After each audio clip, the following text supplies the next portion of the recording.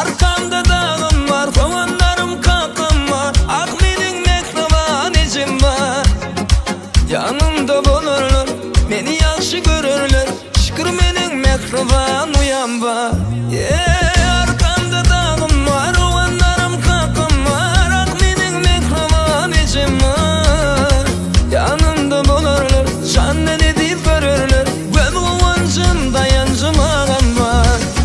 Bu dünyada mening yakın insanlarım.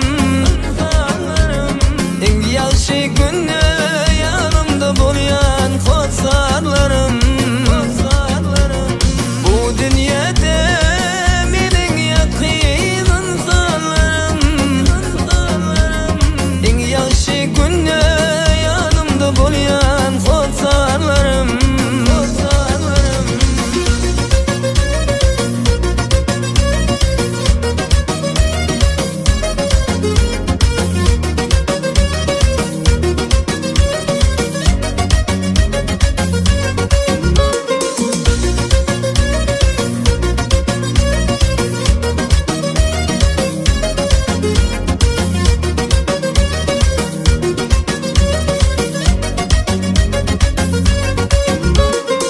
Bakalar kovansın, geceler kovansın.